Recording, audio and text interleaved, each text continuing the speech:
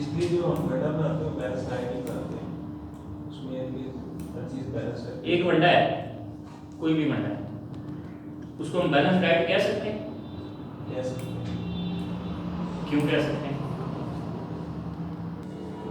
ठीक है, balance diet के कुछ प्रोपोर्शन हैं, कुछ चीज़ें हैं जिनको हमें समझने की ज़रूरत है। जितनी देर तक वो चीज़ें उस वनडे के अंदर पूरी नहीं होती, आप उसको बैलेंस डाइट नहीं कह सकते।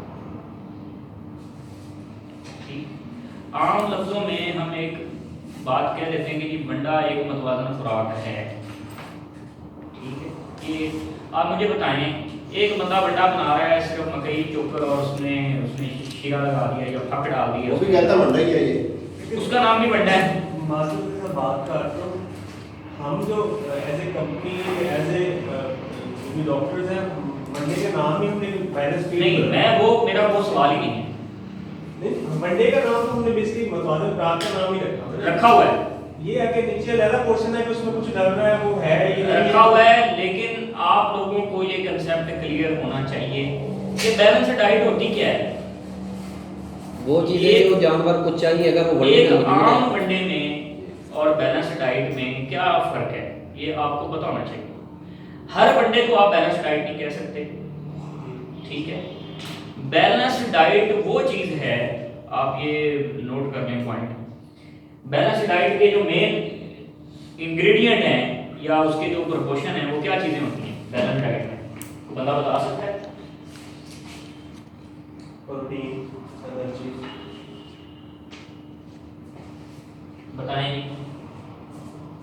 प्रोटीन, एनर्जी, फाइबर, प्रोटीन है जी, एनर्जी है, फाइबर है, एनर्जी है जी, फैट है, फाइबर है जी, टीडीएन है, इसकी जनाब फैट है या ऑयल जिसको कह रहे हैं आप, और इसका टीडीएन है, और कुछ मोस्टली तो यही है, बाकी मोस्टली। ठीक है जी, अब इसमें आप मुझे ये बताएं, हर जो खुराक है होते हैं किसके ज़्यादा होते हैं। अब बैलेंस डाइट हम उस चीज़ को कहेंगे जिसमें ये चीज़ें उस बॉडी की रिक्वायरमेंट के मुताबिक हों जिसको आप वो खुराक देते हो। ठीक है, अब आपको एक कंसेप्ट और क्लियर कर दूँ, हर एनिमल की रिक्वायरमेंट अलग अलग है। आप एक ही खुराक को हर जानवर के लिए बैलेंस डाइट नहीं कर सकते। समझ गए बात? एक जो आपकी बफलो है उसकी बॉडी की रिक्वायरमेंट और है, आपकी जो फ्रीजियन है उसकी बॉडी की रिक्वायरमेंट और है, जो आपके काव्स हैं उसकी बॉडी की रिक्वायरमेंट कुछ और है, जो आपके फैटनिंग एनिमल्स हैं उसकी बॉडी की रिक्वायरमेंट कुछ और है। तो आप हर जानवर एक ही वनडे को आप सबके लिए बैलेंस डाइट नहीं कह सकते। बैलेंस डाइट आप बेसिकली डाइट जो अगर आप इसको कंक्लूड करें डाइट को, तो बेसिकली डाइट अकेला वंडा नहीं है। आपने वनडे में जो इंग्रेडिएंट पूरे कर दिए सारे, आपने चीजें पूरी कर दी, लेकिन अगर आपका फार्मर अपने जानवर को जो सब्ज चारा दे रहा है या तूड़ी दे रहा है या बाकी चीजें साथ दे रहा है, वो अनबैलेंस कर देगा वनडे के हिसाब से, तो आप उस जानवर को तो बैलेंस डाइट नहीं दे रहे। आपके वनडे में चीजें पूरी हैं, आपने जो जानवर की रिक्वायरमेंट थी उसके मुताबिक आपने वनडे में पूरी कर दी, साथ उसने चारा दिया ही नहीं, उसने जानवर को पानी पिलाया ही नहीं, तो क्या आप ये समझते हैं कि जी वो अपने एनिमल को बैलेंस डाइट दे रहा है? डाइट जो है वो पूरा जो राशन दे रहा है अपने एनिमल को, उसको हम डाइट कहेंगे।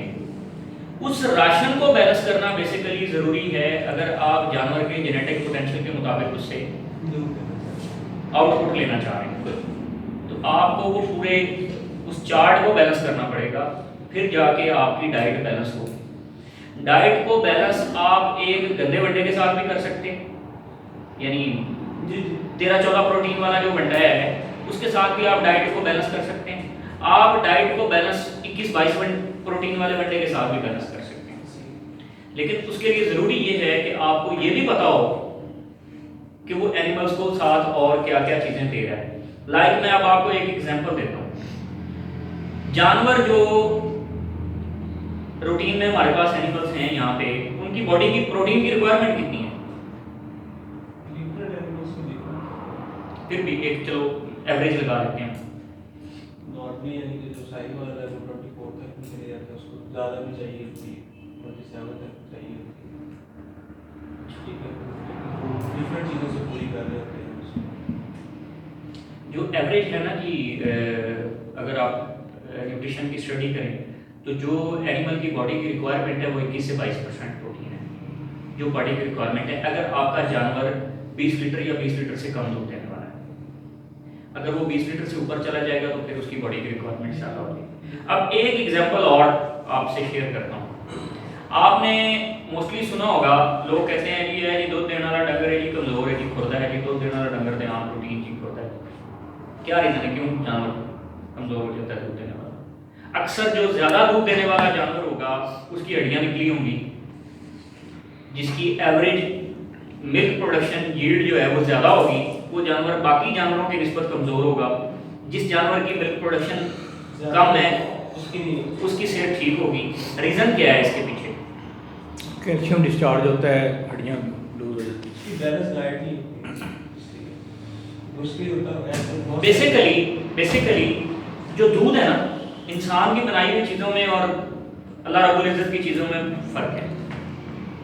परफेक्शन इंसान की चीज़ों में नहीं हो सकती, अल्लाह पाक की हर ज़ात में हर चीज़ बनाई हुई में परफेक्शन, ठीक है। तो दूध जो है ना उसकी जो बनने का प्रोसेस है वो अल्लाह की तरफ से है।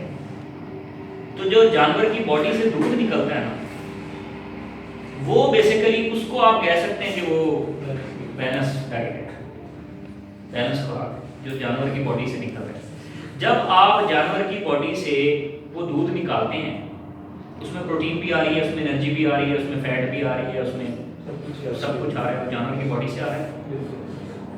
जो जानवर ज़्यादा दूध दे रहा है उसकी बॉडी से वो चीज़ें ज़्यादा निकल रही हैं। अगर आप खुराक में वो चीज़ें जानवर को वापस नहीं देते जो कमज़ोर हो जाए तो वो जानवर डेफिशिएंसी स्टार्ट हो जाएगी। अगर आप अपनी खुराक के अंदर वो चीज़ें बैलेंस कर दें जितनी जो आप उससे ले रहे हैं तो आपके जानवर की हेल्थ बेहतर रहेगी। अगर आपने उसकी हेल्थ को ठीक रखना है तो आपको ये पता होना चाहिए कि अब इसमें फ़र्क है, जो 12 लीटर दूध देने वाला है उसके जिस्म से ताकत और हिसाब की निकल रही है, जो 25 लीटर दूध देने वाला जानवर है उससे डबल निकल रही है। तो अगर आप दोनों को 5 किलो वंडा और 5 किलो वंडा दे रहे हैं तो आप क्या समझते हैं कि वो दोनों की सेहत एक बराबर होगी? नहीं। फर्क होगा क्योंकि उसको वो हो सकता है क्योंकि उसने अपनी जब उसने दूध बनाना है उसका जेनेटिक पोटेंशियल है दूध देने का, तो उसने अपनी बॉडी से चीज़ें ले लेनी है। अगर आपने उसको खुराक में नहीं दी तो वो अपनी बॉडी से चीज़ें लेनी शुरू कर देगा और आपका दूध उसने बैलेंस करके ही निकालना है अपने जिस्म से। ये नहीं हो सकता कि आपने खुराक में उसको फैट नहीं दी तो वो दूध में से फैट निकाल दे बाकी चीज़ें दे दे। आपने कैल्शियम नहीं दिया उसको खुराक में तो वो जनाब दूध में से कैल्शियम गायब कर दे और बाकी चीज़ें निकाल दे। ये पॉसिबल नहीं।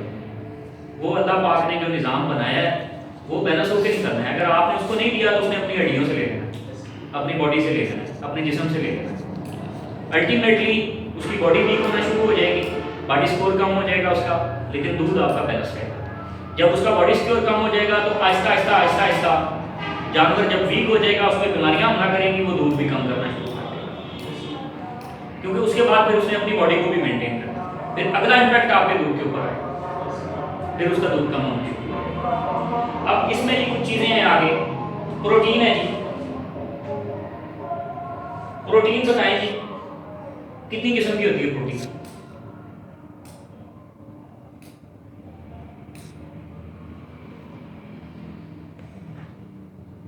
तो बंदा बता सकता है प्रोटीन कितनी किस्म की होती है?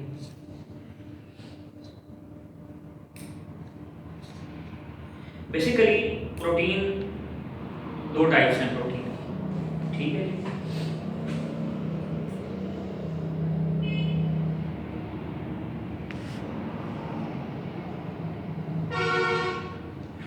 क्या लिखा है जी?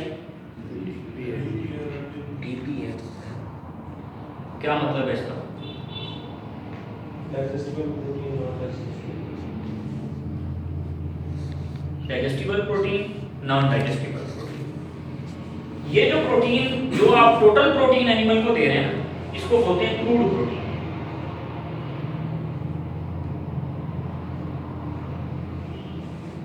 जो आपके टैग के ऊपर लिखी होती है, किसी भी वनडे के टैग के ऊपर वो लिखी होती है crude protein. Crude protein is a total protein जो आप एनिमल को दे रहे हैं। इसने जब बॉडी के अंदर जाना है, इसने जाकर दो हिस्सों में तकसीम हो जाना है।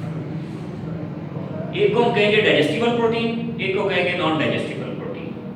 डाइजेस्टिबल प्रोटीन कौन सी है जी राजा साहब? जो हजम कर ले जानवर, और नॉन डाइजेस्टिबल जो हजम नहीं कर रहा वो ज़ाया कर रहा है। ज़ाया कैसे करता है जानवर?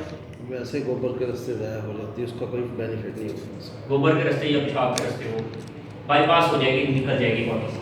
ठीक है जी। अब डाइजेस्टिबल प्रोटीन किन इंग्रेडिएंट्स में ज़्यादा होती है?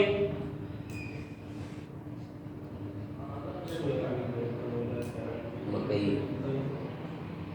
अब ये चीज जो है ना, अब आप इसको बैलेंस करने को समझिए कि वनडे को बैलेंस कैसे किया जाता है। ये चीज डायरेक्टली प्रोपोर्शन टू आपके टीडीएम से, जितनी वो ज़्यादा डाइजेस्टिबल होगा उतना मीडियम होगा। ठीक है। ये इसके साथ रिलेट करता है आपके टीडीएम के साथ। अगर आपके वनडे के अंदर टीडीएम बेहतर है, टीडीएम क्या होते हैं जी? टीडीएन कोई बंदा बता सकता है? तो total digestible nutrients. Total digestible nutrients. Nutrients. TDN stands for total digestible nutrients। ठीक है। टोटल डाइजेस्टिबल न्यूट्रिएंट्स से मुराद ये है कि आपने 5 किलो खुराक दे दी जानवर को। अब चाहे इंसान हो चाहे जानवर हो, ये नहीं हो सकता कोई भी जानवर है आपने उसको जितनी खुराक दी वो 100% उसको डाइजेस्ट कर दे, ये पॉसिबल नहीं, अल्लाह का निज़ाम। ठीक है। उसका कुछ प्रोपोर्शन जो है वो उसने डाइजेस्ट करना है, कुछ जो है वो फुजले की शक्ल में, गोबर की शक्ल में, पेशाब की शक्ल में वो बॉडी से निकलना है। ठीक है। तो मोस्टली टीडीएन अगर 70% से ऊपर आ जाए तो ये बेस्ट होती है। 75, 78, 80 से नीचे ही रहते हैं। 80 से ऊपर आप इसको ले जा नहीं सकते। अगर आपने बहुत अच्छा बैलेंस कर लिया उसको फीड को, तो ये 70, 75 के दरमियान रहेगा। ठीक है। इससे ऊपर नहीं जाते, यहाँ तक नहीं।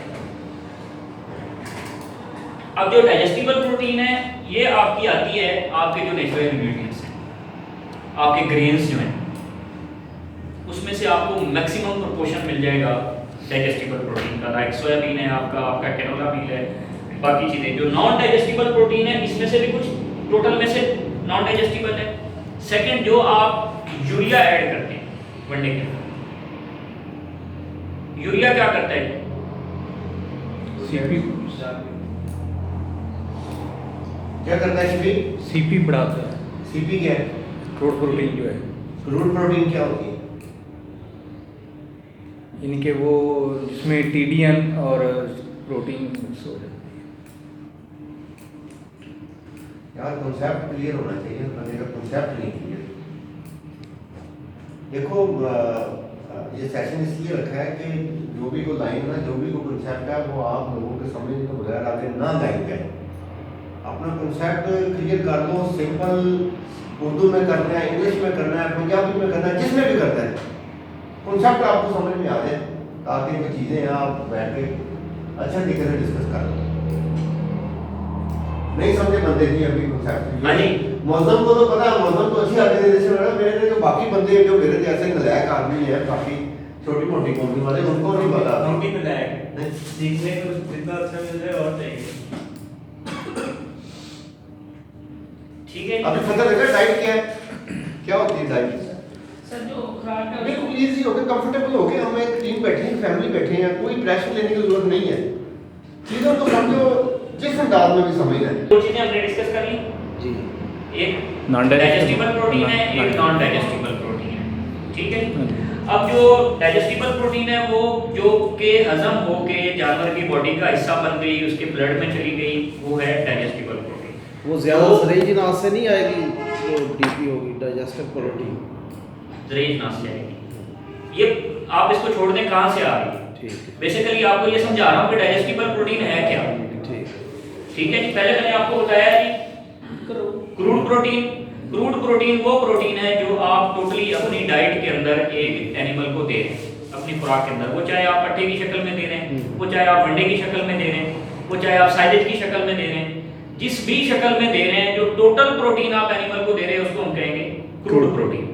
जब वो जानवर की बॉडी के अंदर चली जाएगी, वहां जाकर उसके दो हिस्से हो जाएंगे। एक को हम कहेंगे डाइजेस्टिबल प्रोटीन, एक को हम कहेंगे non digestible protein, simple words में।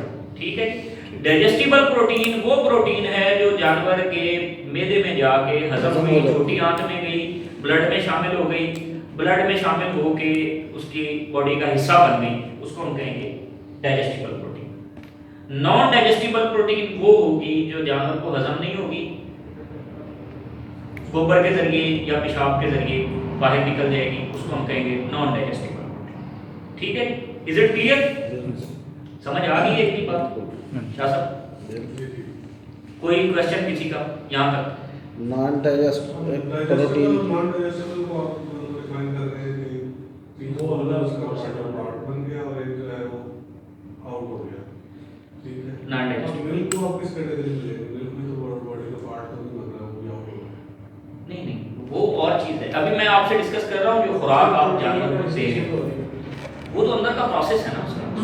जो जानवर की बॉडी में डाइजेस्ट होके प्रोटीन ब्लड में जाएगी, उसके बाद अगला प्रोसेस है दूध बनने का। उसके बाद जो इंग्रेडिएंट्स ये आपने खुराक जानवर को दी, इनमें से energy, protein, fibre, fat, protein, सारी चीजें जो जानवर की जो डाइजेस्ट होंगी, उसमें से उसने अपनी बॉडी को भी मेंटेन करना है, उसमें से उसने दूध भी बनाना है। सर डाइजेस्टिबल इंग्रेडिएंट में ज़्यादातर क्या चीज़ें हैं? बात अंडरस्टैंड कर गए कि नहीं कर गए? वो है उसकी बॉडी का इंटरनल प्रोसेस। इंटरनल प्रोसेस में उसने अपनी हेल्थ को भी मेंटेन करना है, उसने आपको दूध भी देना है, उसने अपने बच्चे की सेहत का भी ख्याल करना है। अगर जानवर प्रेग्नेंट है, उसने अपने बच्चे की हेल्थ का भी ख्याल करना है, उसने अपनी बॉडी को भी मेंटेन करना है, उसने अपने बच्चे को जो उसकी रिक्वायरमेंट है वो अल्लाह की तरफ से प्रोसेस वो इंटरनली चल रहा है। ठीक है, हम उन चीज़ों में अभी फिलहाल नहीं जा रहे हैं, हम सिर्फ न्यूट्रिशन को डिस्कस कर रहे हैं। न्यूट्रिशन क्या है? ठीक है, इसकी कोई एग्जांपल भी देंगे सर? अब मैं आपको बताता हूँ। ठीक है, अब ये प्रोटीन जो है, ये हमने ली टोटल प्रोटीन। टोटल प्रोटीन कहाँ से ली हमने? डाइट से। डाइट से। डाइट में क्या क्या चीज़ें हो सकती हैं? अगर हम एनिमल की बात करें, साइलेज है, चारा है, बंडा है, खल है, तुरी है, तुरी है। ठीक है, ठीक है, ये चीज़ें सारी हमने उसको दे दी डाइट की शक्ल। अब इसमें ये हमारी होगी टोटल न्यूट्रिशन जो हमने उसको दी है। ठीक है, अब उसमें से आगे जो प्रोटीन का पोर्शन है वो आगे जाके फिर आगे दो हिस्सों में तकसीम हो जाएगा। कुछ जानवर का मतलब हो जाएगा, कुछ लैक्टेज आ जाएगा, कुछ रहा है। ठीक है, अब प्रोटीन के सोर्सेज क्या क्या हैं? अब हम अकेली प्रोटीन डिस्कस कर रहे हैं। ये तो समझ आया। ये तो मौसम और ये कैसा डिस्कस कर रहे हैं। कुछ पोर्शन जो है वो जानवर की बॉडी का, खुराक का, जानवर की बॉडी का हिस्सा बन जाता है, कुछ ज़ाया हो जाता है। कैसे बताओ ना शाबाश। जो जानवर हजम कर लेता है उसकी बॉडी को वो उसका फ़ायदा होता है, जो नहीं हजम करता तो गोबर में पेशाब के रास्ते ज़ाया हो जाता है। ये इन लोगों से ना ज़्यादा टॉकिंग करें आप लोग, इन लोगों से ना ये हमारे फाइटर हैं, ये इनको इनकी ज़्यादा ठीक है जी, मजम साहब, आपको आइडिया है कि